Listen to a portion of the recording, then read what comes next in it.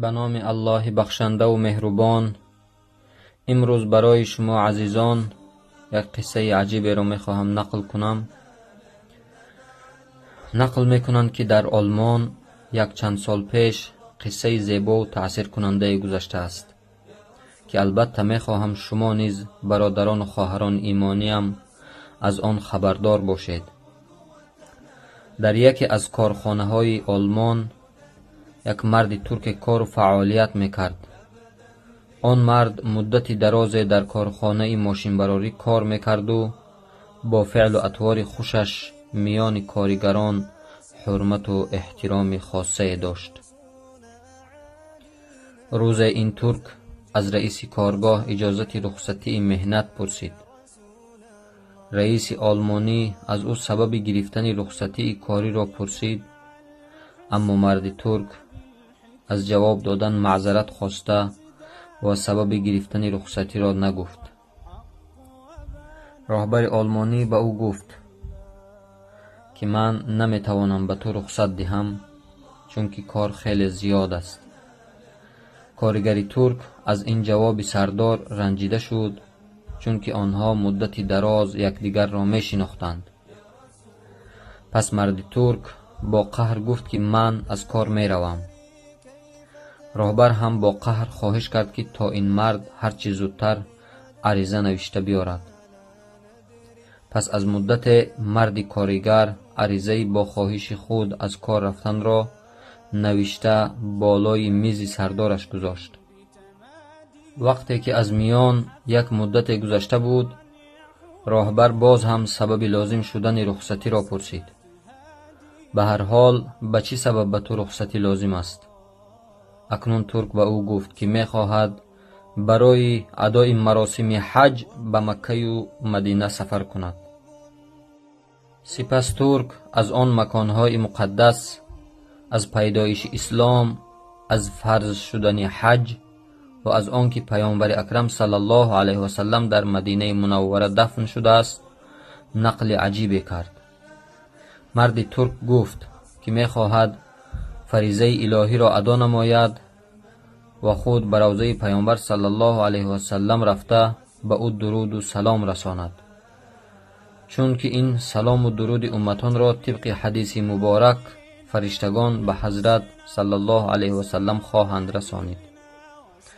راهبر پس از شنیدن سبب رخصتی و نقل زیبای شنیده‌اش از ترک رنجیده شد و گفت: من و تو مدتی دراز یکدیگر را میشناسیم.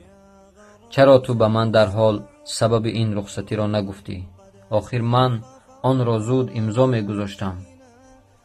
بیا من این عریضه تو را در رانده میپرتایم و تو عریضه رخصتی نویس تا آن را امضا گذارم. به تو چند روز میرسد برای این مراسم حج؟ 10 روز یا کمی یا زیادتر، جواب داد مرد ترک. رئیس گفت من به تو 15 روز اجازه میدهم، از این زیاد نمیتوانم چون که کار زیاد است، تأکید کرد مدیر.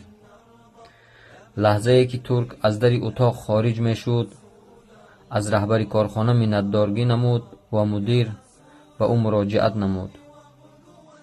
به پیامبر اسلام محمد صلی الله علیه و سلم البته سلام و درود مرا هم برسان.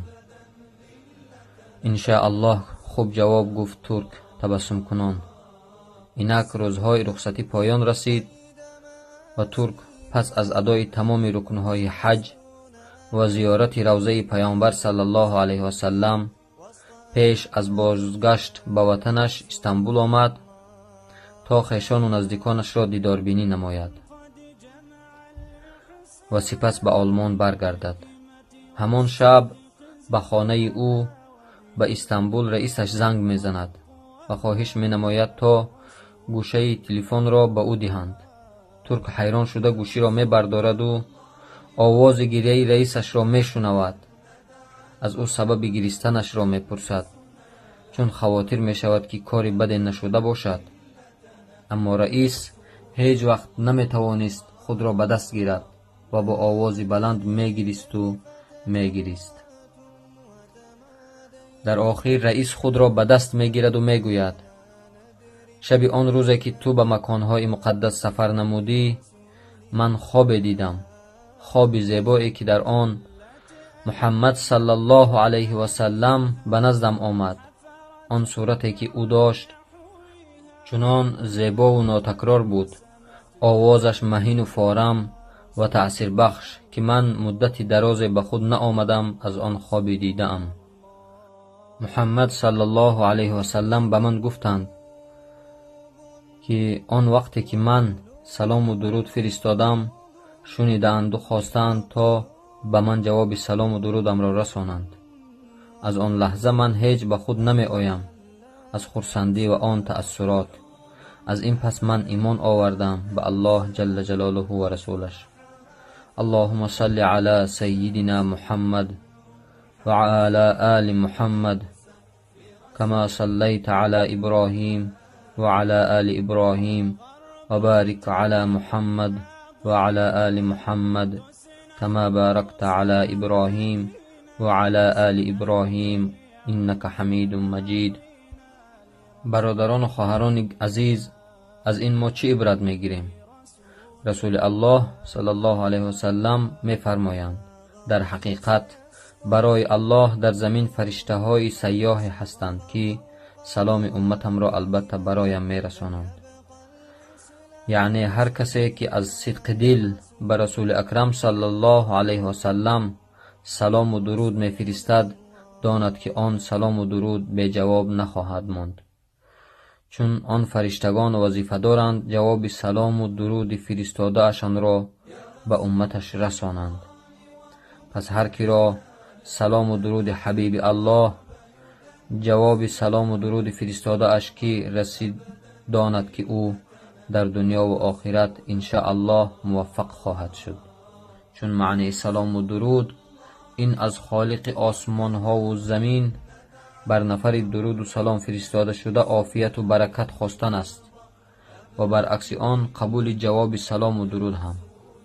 زمانی که بر ما و شما آن حبیب بهترین بنده الله محمد صلی الله علیه و سلم که عافیت و برکت ها و تمام نیکی ها را که در جواب سلام و درود فرستاده امان از الله خواستند ان شاء الله آن هرگز به جواب نخواهد ماند. و آخر دعوانا ان الحمد لله رب العالمین و السلام علیکم و رحمت الله و برکاته.